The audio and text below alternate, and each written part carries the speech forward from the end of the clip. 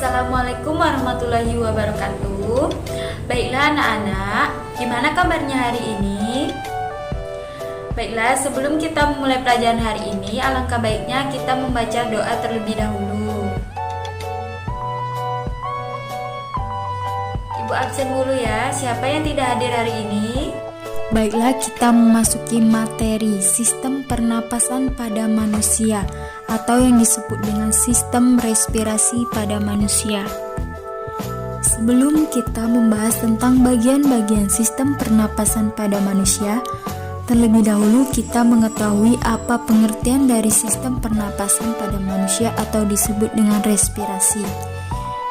Pengertian dari sistem pernapasan pada manusia atau respirasi adalah proses keluar dan masuknya oksigen ke paru-paru yang selanjutnya diteruskan ke seluruh tubuh melalui darah.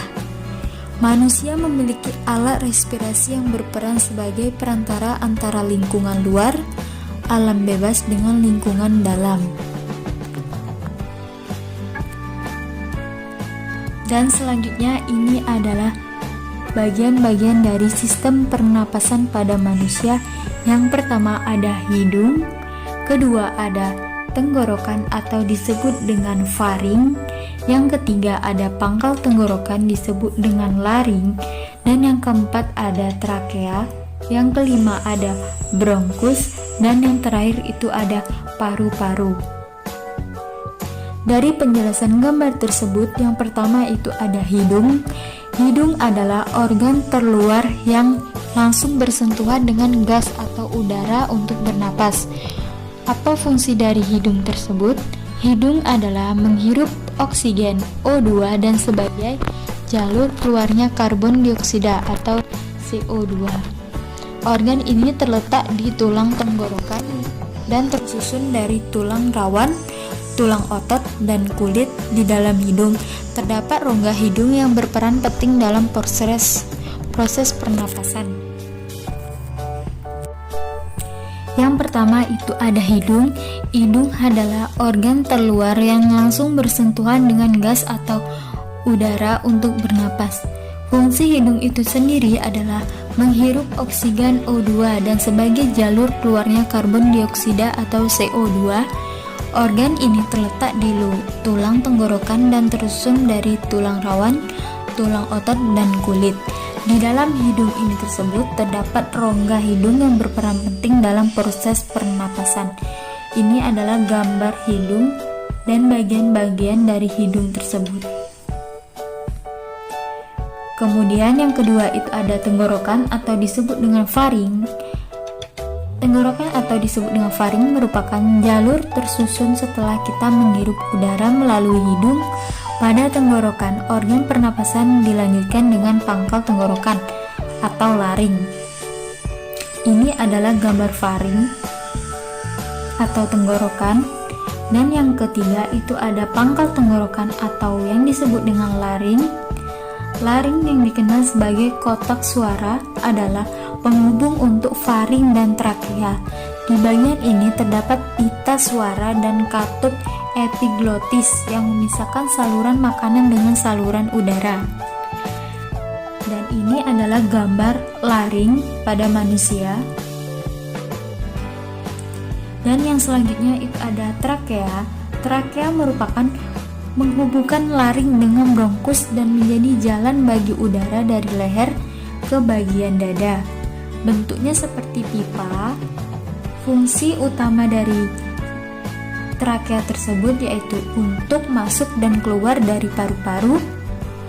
Organ ini tersusun atas cincin tulang rawan dan terdapat di depan kerongkongan. Ini adalah gambar trakea pada manusia. Selanjutnya itu ada bronkus. Bronkus merupakan perjabangan dari trakea. Organ ini memiliki dua percabangan menuju paru-paru kanan dan kiri. Setelah melewati bronkus, percabangan akan diteruskan oleh bronkiolus dan berakhir di alveolus atau gelembung udara. Bronkus dan bronkiolus berfungsi sebagai jalur udara dari trakea menuju ke paru-paru.